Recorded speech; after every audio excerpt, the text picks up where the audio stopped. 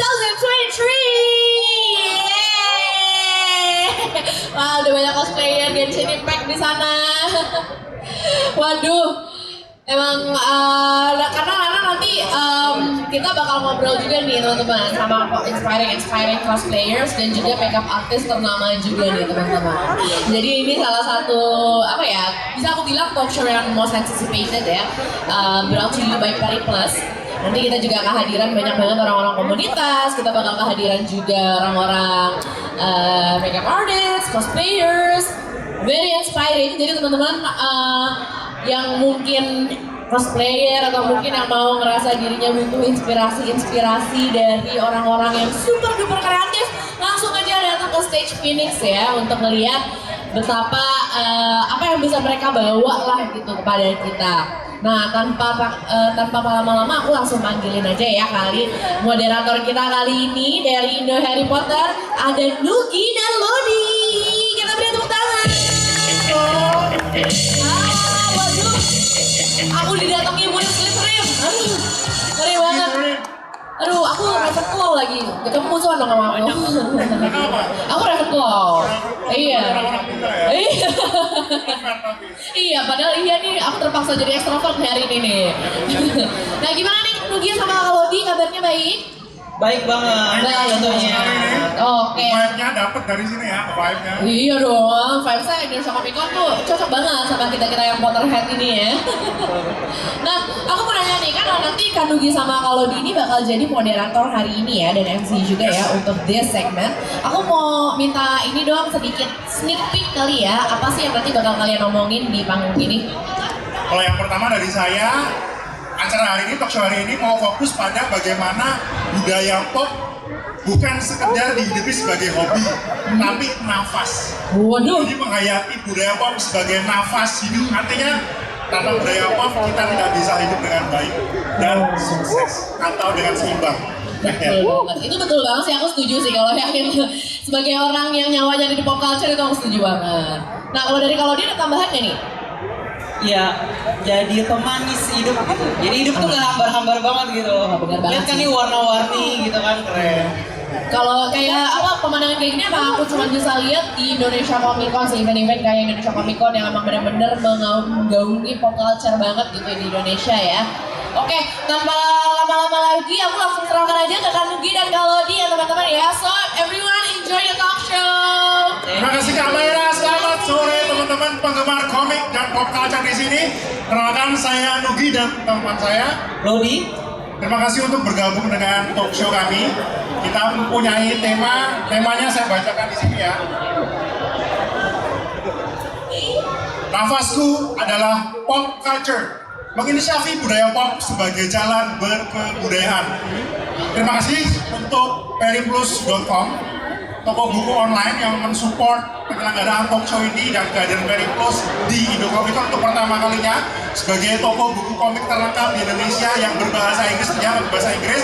Yang kedua kepada Kodansha, penerbit sastra dan manga Jepang terbesar yang menerbitkan buku-buku komik seperti Attack on Titan, Blue Period, apalagi seperti Akira, Sailor Moon, Great Teacher, Ani Suka, dan masih banyak komik lainnya dari Kodansha.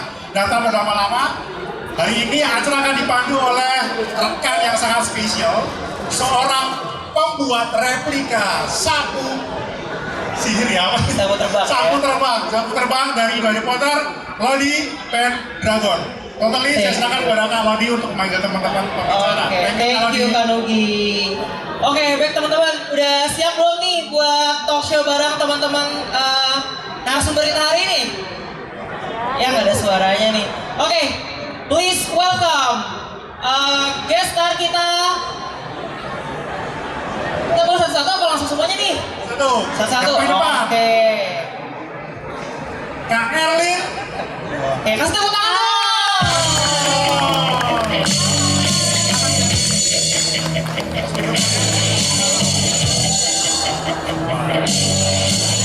Seorang cosplayer ternama. Masih tahu deh. Masih tahu. Siapa lagi? Kamea. KPA. Wah, ini pakai kostum apa ini?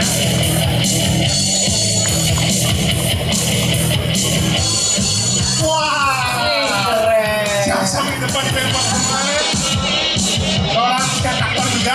Berikutnya Lord Lodi, siapa Lord?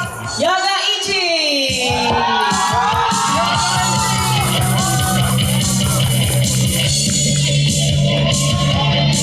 Salah satu konten kreator jauh-jauh datang dari Malang ke Jakarta untuk berbagi inspirasi. Beliau adalah seorang konten kreator terutama untuk hal-hal yang berhubungan dengan sejarah, budaya, dan Indonesia, terutama candi-candi kuno. Siapa Mas Lodi? Kak Asisi, please welcome.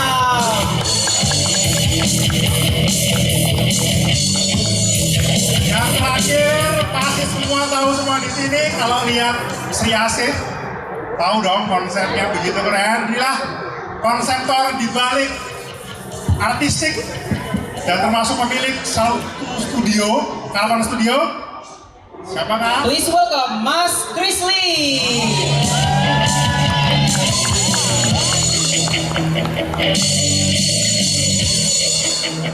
Oke, silahkan duduk teman-teman.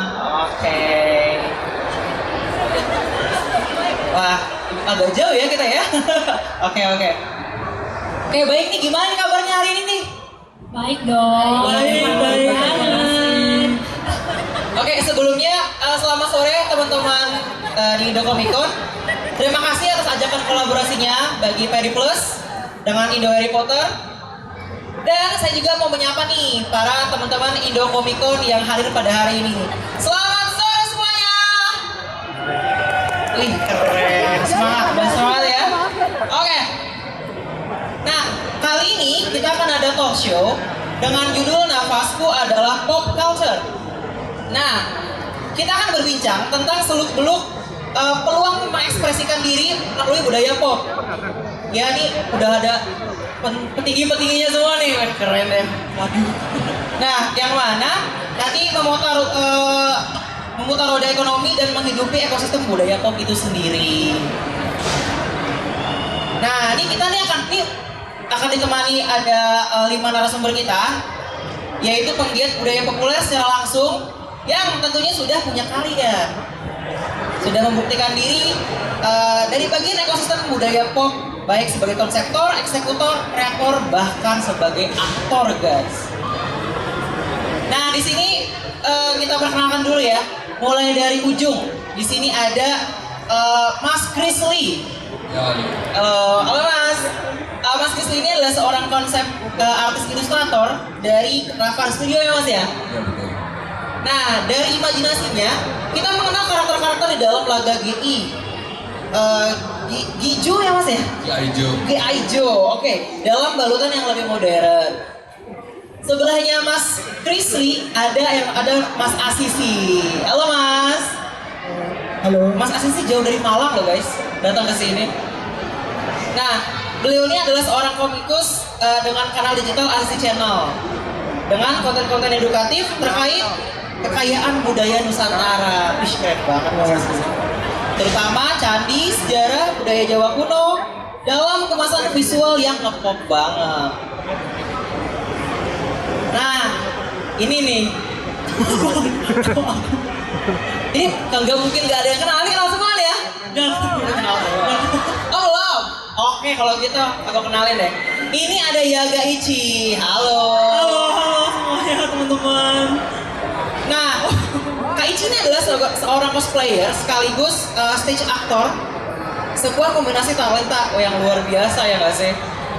Nah, cosplayer Kak Ichi ini bakat banget dalam SFX atau special effect, makeup artist, dan sudah aktif sejak belasan tahun. Lumayan. Nah, selanjutnya sebelahnya ini sebelah saya ini ada Kak Erlin. Kak Erlin, di skip dulu. Ini raja terakhirnya. Best for last kami. Iya. Ini ada Kak Erlin, yaitu cosplayer dan makeup artist, juga seorang dosen desain komunikasi. Wow, ibu dosen loh ini. Desain komunikasi visual ya kayak, yang juga aktif berprestasi dalam industri perfilman Indonesia. Peraih nominasi Piala Citra 2021 dan Piala Maya 2020 sebagai penata rias terbaik. Tepuk tangannya dong. Nah, sentuhannya bisa kalian lihat di film layar lebar, ada ASI 1, Kasih 2, Danur 2, dan Iblis dalam Darah. Before the Nightfall yang akan segera tayang. Selanjutnya Rambut Kafan. Jangan lupa nonton ya. Nah, nih terakhir nih. Ini ada cameo. Mana fansnya? Luar biasa. Nah, kalau kalian penggemar cosplayer atau anime nggak mungkin nggak kenal Kanamis. Nah, cameo ini identik dengan karakter Layla dalam game Mobile Legends. Kayak seorang dewi gitu ya. Nggak hanya sebagai seorang digital creator, tapi juga sebagai pro player dalam industri e-sport. Wih, keren. User apa kak? Saya benarkan dulu, sebenarnya bukan pro player tapi pernah menjadi brand ambassador. Oh, brand ambassador. Tapi main juga gamenya? Main. Keren. Pakai support sama Duen sama Angela. Oh, keren. Nah, ini sekarang kita masuk aja ke pertanyaan pertama nih. Kira-kira apa sih ini buat kita urut aja ya dari Mas Presley ya. Kira-kira apa sih motivasi awal yang paling personal yang mendasari masuk ke ekosistem dan kreativitas budaya populer? Kalau saya dari kecil memang suka sekali gambar dari sejak SD, kemudian udah mulai bikin komik sejak SMP. Jadi cita-cita saya sebenarnya pengen bikin komik dan hopefully bisa terbit di Amerika gitu. Jadi ya setelah berusaha akhirnya cita-cita itu udah tercapai dan ternyata ketagihan di dunia pop culture dan entertainment ini. Jadi semenjak bikin komik mulai kita beli konsep desain untuk game, habis itu terakhir malah ngerjain konsep untuk film juga. Oh, depannya ada rencana mau buat komik juga Mas ya? Komik sudah. Oh iya. Mungkin kedepannya justru lebih banyak filmnya. Oh film. Wih, keren. Oke, selanjutnya Kak Asisi gimana? Cukup keras ya. Oke, ada. Sebenarnya saya ini malah bukan dari latar sejarah, tetapi komik malah. Komikus awalnya. Jadi ada satu peristiwa di mana saya ketemu seorang teman waktu masih kecil. Dia bilang, oh ini loh ada komik pewayangan waktu itu buatan Pak Urip ya. Nah, saya melihat cerita bagaimana Semar berubah dari ganteng kesatria, dia berubah menjadi purnawirawan yang badannya gemuk, bulat seperti itu. Nah, dari itu kemudian itu kok tersengat. Aku pengen jadi komikus. Dan akhirnya awal karirku ya sebagai komikus. Terus sebagai komikus, ilustrasi di beberapa media. Wih, keren. Cuman ceruk awal yang aku pilih komik kebudayaan ya, ada wayang poca, dari wayang kemudian aku ubah menjadi sesuatu kartun yang anak-anak itu bisa ngikuti, anak remaja bisa terima gitu. Jadi itu kan apa ya, wayang identik tua gitu kan, tapi ketika kita ubah menjadi lucu, jadi kartun bisa diterima semua kalangan itu sih. Jadi budaya menarik minat anak-anak zaman sekarang ini untuk tertarik sama budaya Indonesia sendiri. Betul. Nah, sekarang Kak Ici gimana? Hai, kalau aku pribadi dulu pas SD SMP itu aku emang anak teater, tapi karena di teater kan nggak bisa milih ya, kita perannya mau jadi apa. Dulu aku seringnya jadi pohon, teman-teman. Wah, jadi pohon. Kalau nggak pohon batu gitu kan. Dan kenapa akhirnya aku bisa nyemplung ke pop culture atau cosplay ini ya, karena aku merasa aku bisa milih karakter yang aku suka, aku punya ketertarikan, aku punya kayak I wanna be this character gitu kan, I wanna play as this character seperti itu. Jadi itu kayak mungkin itu yang membuat aku pertama kali kepengen banget nyoba deh cosplay gitu. Itu I think itu sih, karena emang dari dulu aku anak teater dan ingin memilih peran. Aku capek jadi batu. Kira-kira Kak Ici masih inget gak cosplay pertamanya itu jadi apa sih? Astaga Tuhan Yesus. Cosplay pertama aku itu dari Vocaloid, Len Kagamine.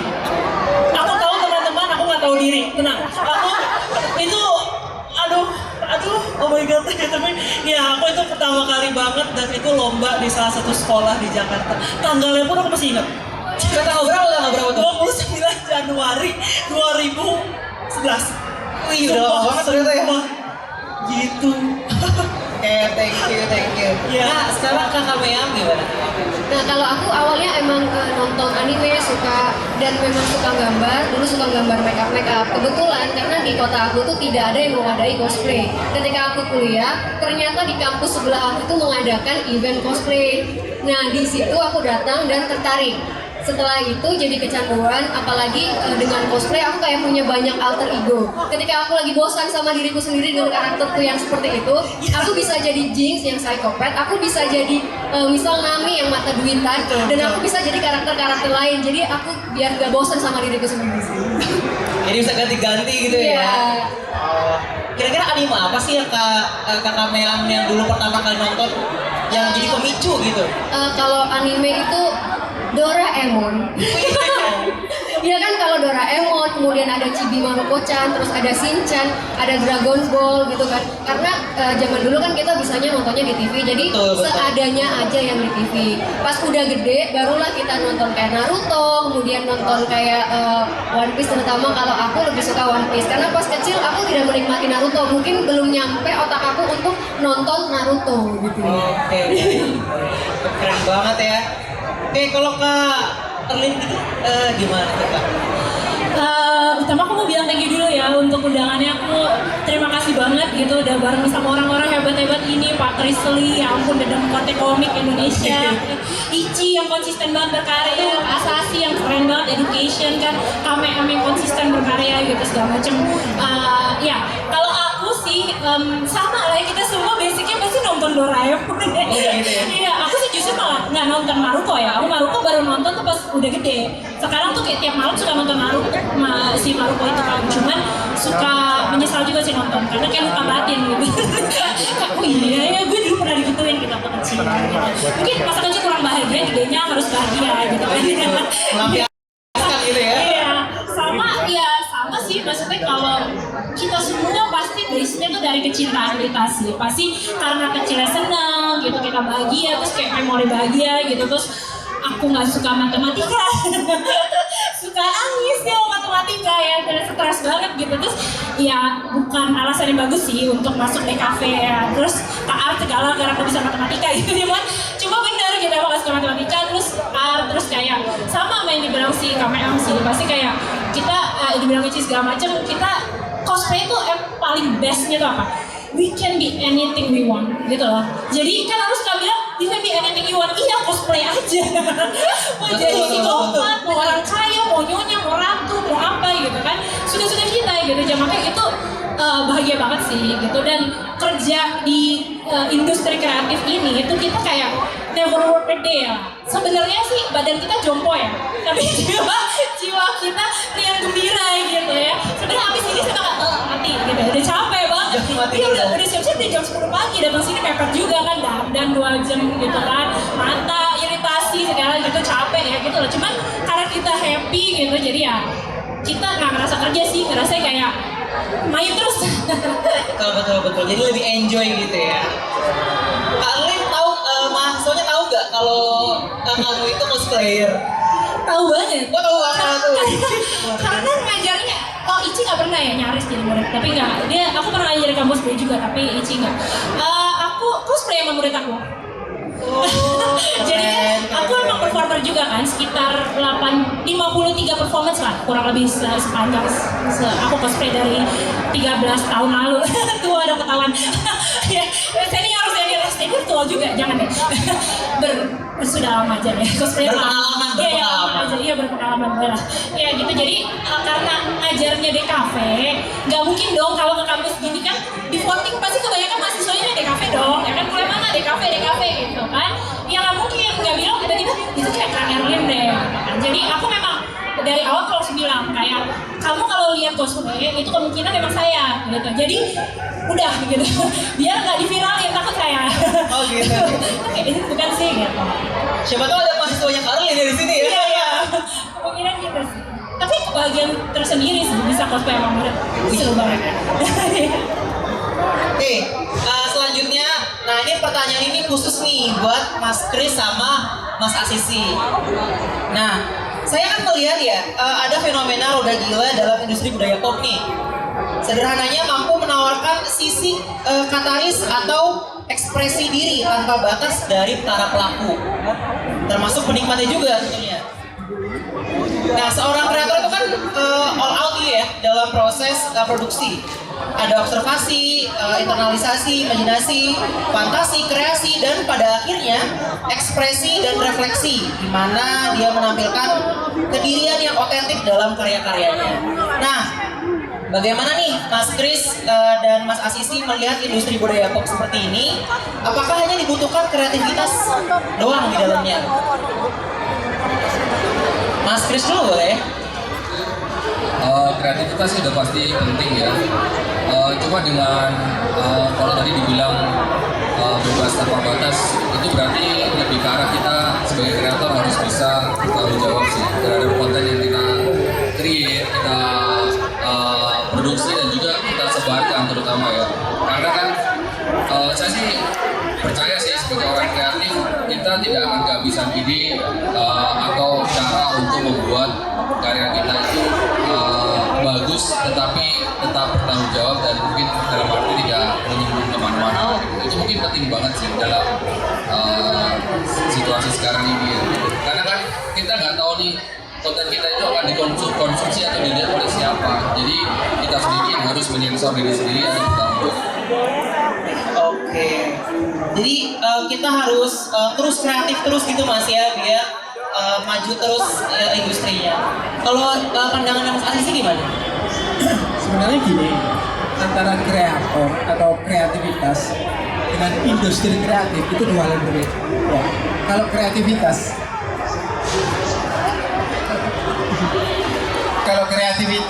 itu kan berkaitan dengan kita, gitu kan? Kita mengekspresikan apa yang ingin kita tunjukkan berdasarkan perasaan kita. Tetapi ketika itu diindustrikan menjadi industri kreatif, dan dalam industri kreatif ada dua pihak, antara kita sebagai kreator dengan penonton atau pembaca atau konsumen kita. Jadi ada dua individu nih. Jadi dalam berkreasi sebenarnya kita harus memikirkan apa yang disukai. Kalau kontennya industri kreatif ya, kita harus memikirkan apa yang disukai pasar kita, nggak cuma apa yang kita sukai. Jujur dalam dunia komik nih, saya melihat banyak sekali komik-komik bagus sekali. Tetapi kadang-kadang komik-komik ini kurang diserap oleh pasar, karena mungkin belum terlalu menjawab kebutuhan pasar atau apa yang disukai pasar. Sekedar ya saya suka membuat seperti ini, gitu kan. Jadi alangkah bagusnya kalau seorang content creator juga menggali sebenarnya audiensku itu apa, pasarku itu siapa, dan kegemaran mereka itu seperti apa. Kalau bisa sih hasil kreativitas itu adalah jawaban dari kebutuhan pasar, itu pasti akan jalan sebagai industri. Tapi ini nggak menutup bahwa sebagai kreativitas, sebagai ungkapan perasaan kita, is okay. Asal kalau masuk industri kemudian misalkan sepi, ya jangan terlalu sedih gitu. Kalau mau yang happy, mau yang industrinya jalan, ya kita tetap harus mengikuti pasar. Tapi ingat ya,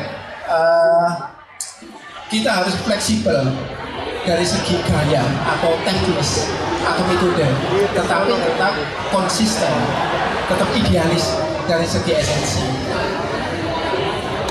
Oke, jadi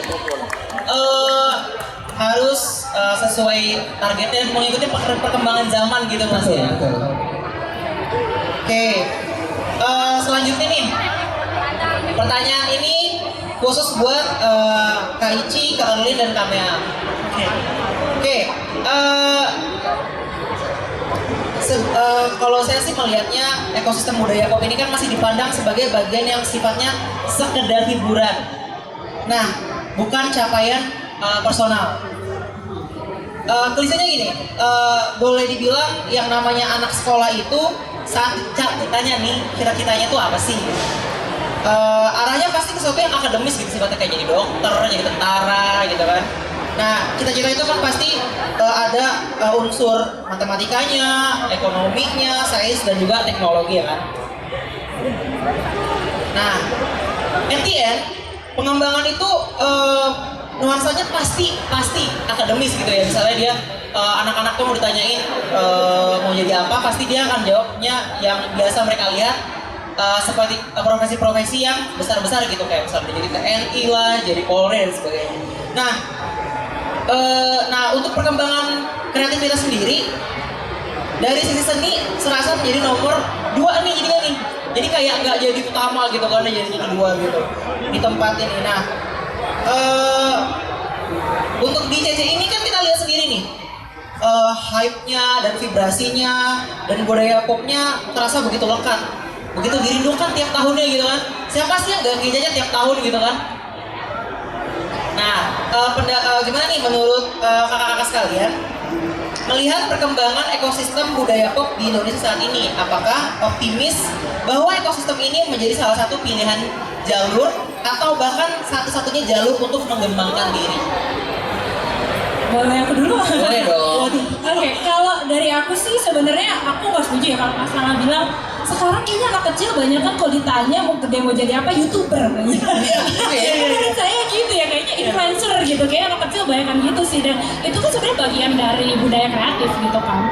Dan sebenarnya misalnya kita ngomong sains segala macam gitu, orang yang menciptakan rumusan baru mungkin oke lah ya, tapi rumusan itu tuh bisa dikerjakan dengan AI sekarang gitu. Kita membedakan kita dengan mesin tuh sekarang tuh ada kreativitas gitu. Apapun itu, even in science kita butuh kreativitas. Misalnya kayak ya gravitasi kan, batu jatuh apel kok bisa mikir kenapa apel jatuh ke bawah ya, itu kan kreativitas kan kayak gitu. Jadi sebenarnya apapun profesi kita gitu, misalnya banyak teman saya gitu yang kayak cosplay serius banget, udah habis puluhan ratusan juta cosplay dengan aktif sama puluhan tahun, profesinya dokter, ada yang jadi dosen juga, ada yang apa macam-macam, ada yang jadi pengacara gitu.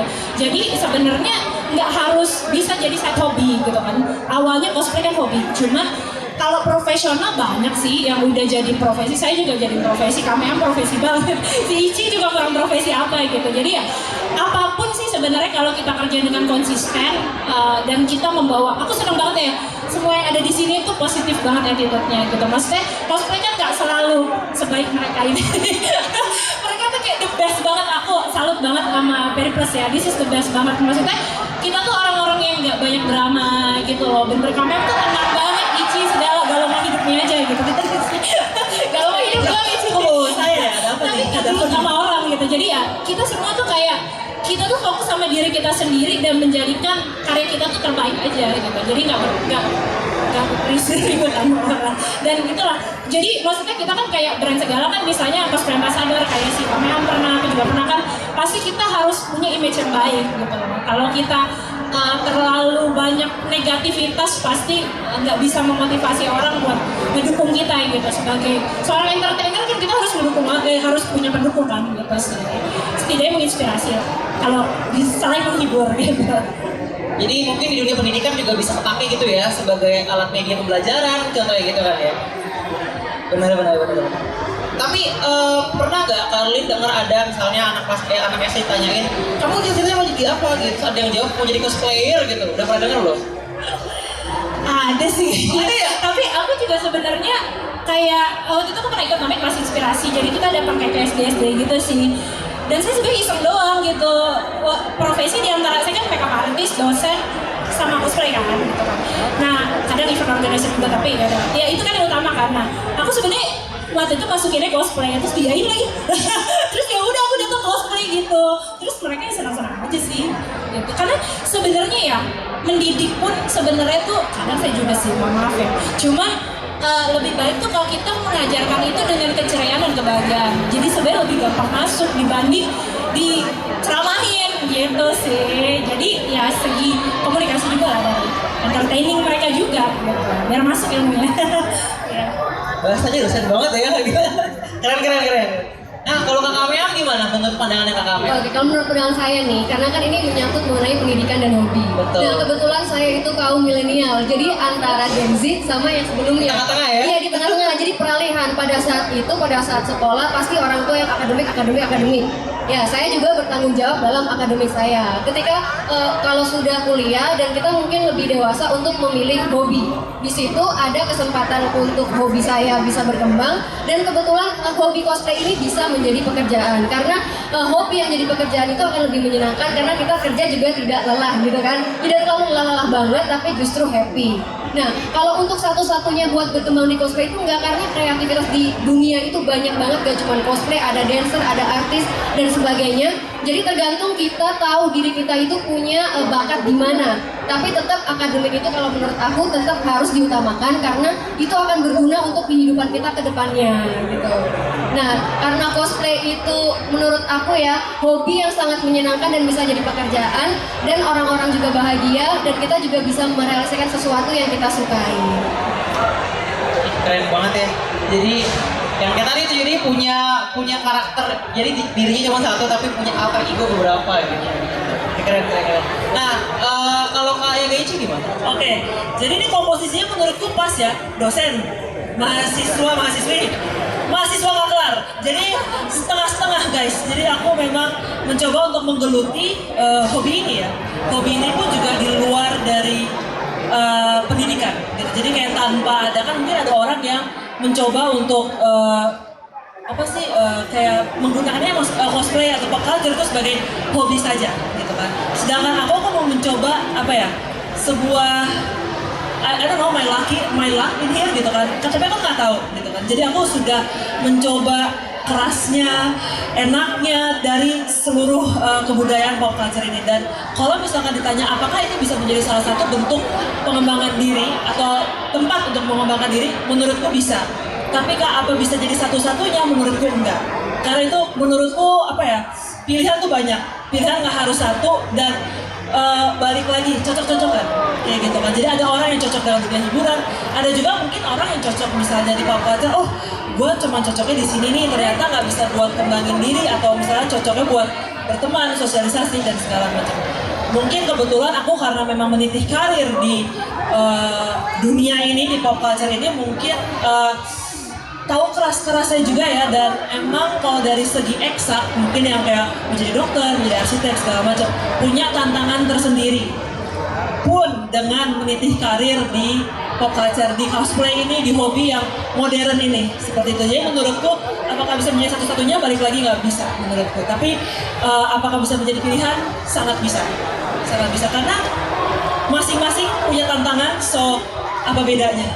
Kasarnya seperti itu. Gitu guys. Kira-kira tantangan terbesarnya apa sih? Kan kalau jadi dokter kan dia harus berani ngelihat orang dibedah gitu kan. Benar. Nah, kalau sebagai cosplayer sendiri tantangan terbesar itu apa sih?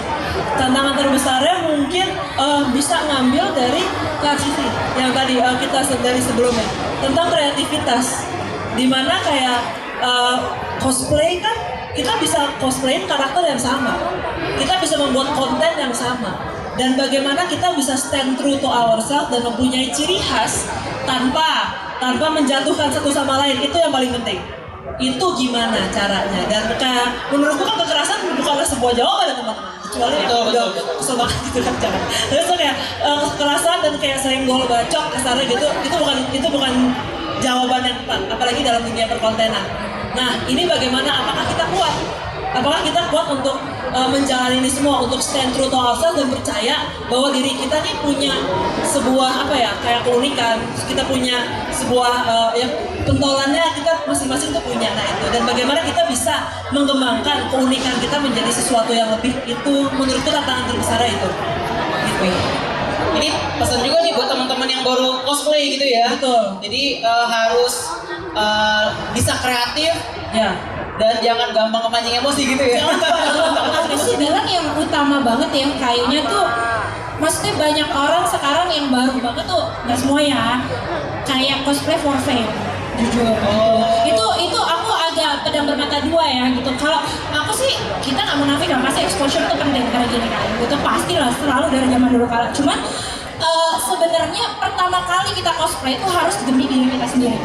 Jadi jangan pernah cosplayin karakter yang kita nggak suka sama sekali, nggak tahu gitu ya. Kalaupun misalnya nih, ada lah yang gue cuma suka penampilannya gitu, belum tahu nih, belum keluar gamenya gitu, tapi udah cosplay, nggak apa-apa sih kalau emang suka atau apa, atau pengen belajar bikin gitu. Intinya ada keinginan gitu, nggak cuma lagi gini bodo amat gitu main hajar gitu. Jadi terus kayak uber-uberan di fame-nya itu sih, karena kalau kita cuma benar-benar di fame tanpa ada rasa cinta gitu ya kita pasti akan capek gitu. Pasti cinta itu akan buat kita bertahan lama. Kalau kita nggak cinta, ya kita bakalan capek duluan gitu sih. Makanya bisa konsisten karena sayang gitu. Betul. Aduh, dokter ya. Jadi ngejalannya tentang beban Ada dalam gitu konteksnya. Oke, baik nih. Ini pertanyaan terakhir nih buat semuanya. Oke.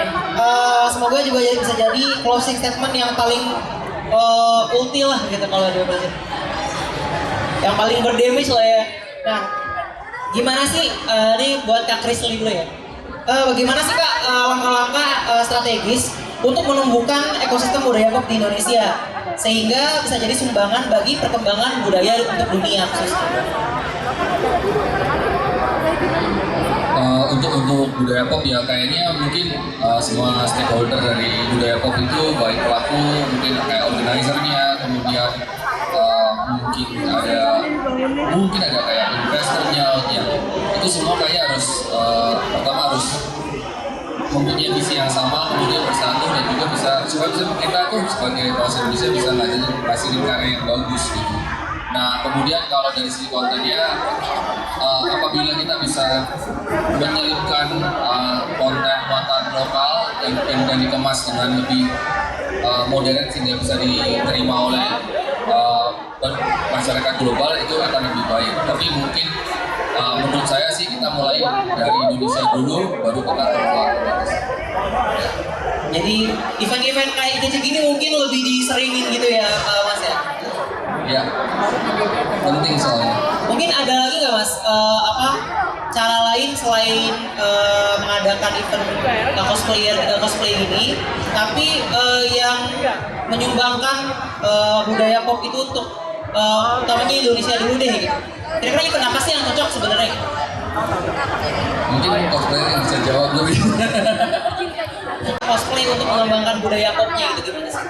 Kan budaya pop kan luas ya, maksudnya bisa musik, bisa dance, bisa film, game juga bisa, komik juga bisa. Jadi menurut saya di acara seperti ini tuh semuanya bisa muncul sebenarnya, bisa mengenali produknya masing-masing. Dan kalau lebih jauhnya lagi, mungkin angan-angannya ya dari yang terbaik di sini di Indonesia bisa dibawa ke luar gitu. Itu sih. Mungkin bareng dengan pemerintah juga atau dengan pihak-pihak yang berkepentingan juga untuk membawa budaya kita di luar. Oke. Berarti oh iya Mas Kris punya komik atau film yang akan launching mungkin ke depannya? Punya teman-teman belum tahu mungkin boleh dikasih tahu kali. Spill sedikit. Masih lama sih, karena 2 hari yang lalu baru selesai syuting film horor. Wih, keren nih. Judulnya Pemukiman Setan. Pemukiman Setan. Ya, nanti mungkin di acara Indonesia Comic Con berikutnya lah kita akan promo mungkin. Oke, keren-keren. Ditunggu ya Kak ya. Oke, kalau untuk Mas Asisi gimana Mas? Pandangannya untuk gimana secara langkah-langkah strategis untuk menumbuhkan ekosistem budaya pop di Indonesia sebagai sumbangan ke dunia? Sebenarnya itu kan berangkat dari penggalian kita, penggalian budaya. Penggalian budaya itu ada ke dalam, ada keluar. Tetap ya, ke dalam berarti kita mengeksplorasi lagi kebudayaan kita, kekayaan kita seperti apa. Oke, mantap ini. Oke, aku ulangi lagi ya. Sebenarnya memang ada 2 penggalian keluar sama penggalian ke dalam. Penggalian ke dalam itu adalah mengeksplorasi budaya kita dan kekayaan kita. Itu seperti apa sih? Sejauh apa yang kita punya? Dan penggalian keluar artinya minat pasar di dunia itu seperti apa? Sehingga kita bisa bermain sesuai dengan keinginan market yang ada di sana. Tetapi jujur, saya mau sharing sedikit tentang pengalaman menggali sejarah. Saya sebenarnya kaget juga menggali sejarah dan budaya di Nusantara. Ada hal-hal yang tidak terpikirkan sebelumnya. Ternyata kita punya penunggang naga. Ternyata kita punya naga-naga di Nusantara yang unik-unik. Ternyata kita punya makhluk-makhluk fantasi yang dipahat di candi-candi dengan bentuk yang saya sendiri nggak paham. Itu bagaimana telinganya bisa sefantasi itu, ekornya seperti itu, yang menyemburkan api. Ini kan nggak terekspos selama ini. Yang kita tahu kan bahwa sejarah hanya isinya kesatria pakai pedang, pakai keris, berperang seperti itu kan. Tapi ternyata dari segi fantasi kita banyak sekali, terlalu banyak malah. Saya belum sempat menggali semuanya. Nah ini kan membutuhkan anak-anak muda yang akhirnya bisa menggali itu, menuangkannya ke dalam komik, ke dalam film, ke dalam novel, ke dalam berbagai format yang disukai media pada masa ini. Nah kalau itu bisa bersambut dengan keinginan pasar di dunia, ya pasti nyambung. Kita bisa bermain lebih di sana. Itu sih kalau. Jadi sekali lagi kalau dari aku tetap kuasai keinginan pasar, tapi jangan lupa idealis kita. Tetap kita beri sentuhan yang merupakan jati diri kita. Itu nggak boleh lupa. Gitu sih. Itu aja.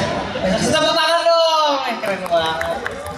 Oke, kalau untuk Kak Ici gimana?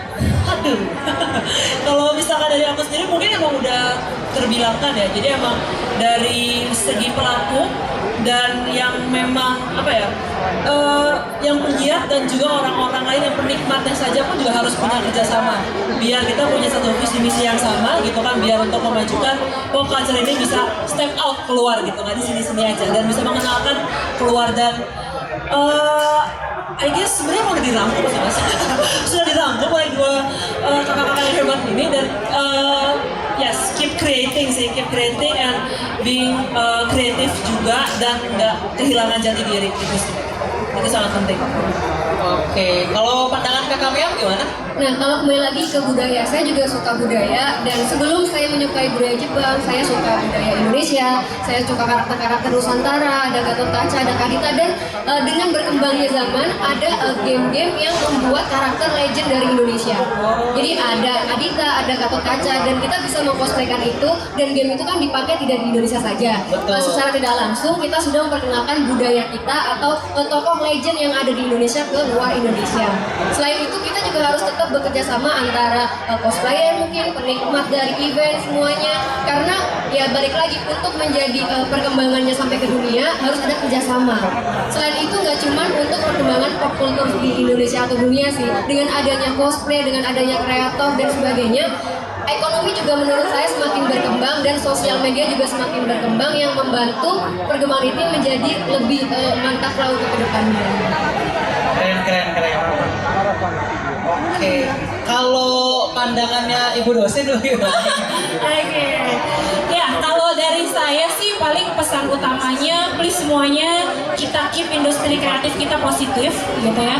Karena industri itu bakal nggak bisa berkembang kalau terlalu banyak negativitas gitu. Jadi kayak terlalu negatif kompetitifnya gitu loh, segala macam itu pasti bakalan kita lama-lama jadi nggak nyaman kayak gitu. Jadi ya ibaratnya bahasa bulenya gatekeeping gitu ya. Ih, apa sih gitu, kayak jadi ikut gitu apa gitu, kayak eksklusif gitu. Aku nggak suka sih dengan prinsip eksklusif gitu ya, karena apa sih gitu, buat saya itu cuma seorang cosplayer yang kelamaan cosplay aja gitu.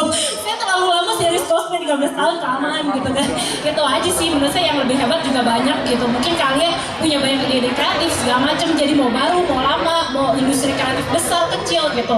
Dan dari komunitas itu juga, saya kan awalnya dari komunitas zombie ya.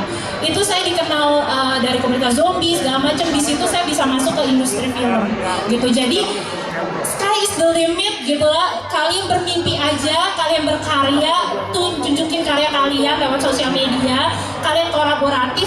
Kita nggak akan tahu tiba-tiba karya kita dilihat orang terus kita bisa sampai mana batasnya gitu. Oke, jadi yang penting keep positif aja, jangan negatif, biar kalau orang ketemu kita auranya manis nih, kayak Kamea, Michi dan sebagainya, kan orang-orangnya tuh kayak bahagia gitu. Walaupun hidup kadang bisa menderita ya, tapi tetap kita berusaha positif gitu sih. Jadi kalau positif outcome pasti kita kayak kolaborasi sama orang lebih nyaman gitu sih. Jadi dengan banyak kolaborasi kita karya Indonesia pasti makin keren lagi gitu. Jadi industri juga kan, maksudnya brand-brand saling kolaborasi apa dengan apa gitu kan. Jadi sama, apalagi kreatif harus kayak gitu. Thank you. Jadi down to earth gitu ya. Oke. Jadi teman-teman, itu segmen keren dari orang-orang hebat ini. Dan sekali lagi saya berterima kasih untuk kesediaannya berbagi pengalaman, merefleksikan insight yang ditemukan ketika bergelut dan berkutat dengan industri kreatif budaya pop. Nah, kita bisa melihat betapa pentingnya kreativitas sebagai roda gila dalam industri dan ekosistem budaya pop yang diharapkan bisa menjadi sumbangan bagi perkembangan budaya dunia. Dari Indonesia untuk Asia bahkan dunia.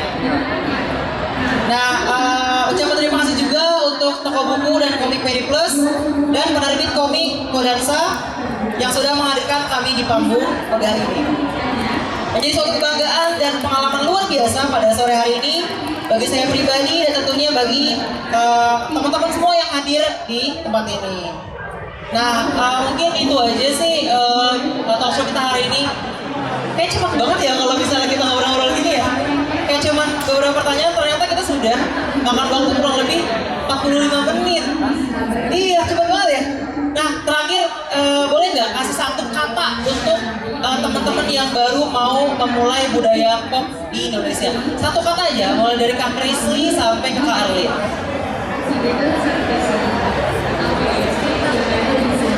Harus satu kata banget nih. Oh yaudah, satu kalimat deh. Oh iya, saya. Mungkin kalau dari saya sih keep creating aja. Terus berkreasi lah bahasa Indonesia. Terus berkarya. Berkarya. Oke, thank you. Kalau Kak Asisi? Hampir sama, keep explore, terus mengeksplorasi budaya kita sendiri. Itu aja. Keren. Oke, kalau Kak Icik gimana?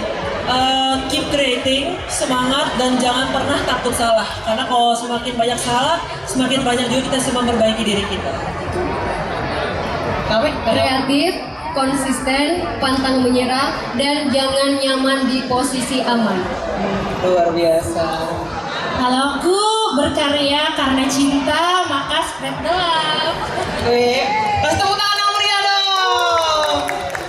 Oke, mungkin ini sudah dari rangkaian pertanyaan-pertanyaan dan kegiatan kita hari ini. Terima kasih sekali lagi kepada bintang tamu atau gestar kita hari ini. Dan kita kembalikan lagi ke Kak Nugi. Terima kasih Lord Lori Rizky, terima kasih Krisli dari Karawan Studio, Mas Asidasi Channel, Kak Yadaichi, Kak Ameam, dan Kak Erlin dari Binus. Baik, terima kasih teman-teman dari di sini. Sekarang kita akan memberikan kenang-kenangan kepada para narasumber yang punya sangat inspiratif. Saya panggil untuk maju ke panggung Mas Febri, Head of Periplus.com, online book for comic and magazines. Kenang-kenangan untuk Mas Krisli, terima kasih untuk supportnya Mas Krisli dari Karawan Studio. Yang kedua untuk Mas Asisi, Jawa Timur Malang dari Asisi Channel. Terima kasih Mas Asisi. Yang ketiga untuk Kak Ichi. Wah, spesial buat Kak Ichi. Terima kasih Kak Ichi. Kemudian untuk Kak Aam. Jangan ditembak ya Kak ya. Oh, ditembak. Dan terakhir untuk Kak Erlin. Yang terakhir untuk Lord Lodi Pendragon dari Harry Potter. Saya dapat juga ya? Iya dapat dong. Dan foto bersama bisa dibantu teman-teman panitia. Mas Febri foto bersama dengan para narasumber. Bagi teman-teman juga yang ingin berfoto bersama, nanti ada waktu di dekat stage untuk foto bersama. Terima kasih untuk supportnya. Bagi teman-teman yang hendak mampir di booth Periplus, toko buku dan toko komik, kami tunggu. Ada kupon belanja dan beragam hadiah menarik yang bisa kamu bawa saat ini juga. Ada kupon dan ada hadiah menarik. Terima kasih untuk Periplus.com untuk supportnya. Trusted, no limit cashback, no hidden cost. Toko buku online khusus untuk buku-buku berbahasa Inggris dan komik berbahasa Inggris. Terima kasih. Akhir kata, salam inovasi dan salam kreativitas. Sebarkan cinta. Terima kasih.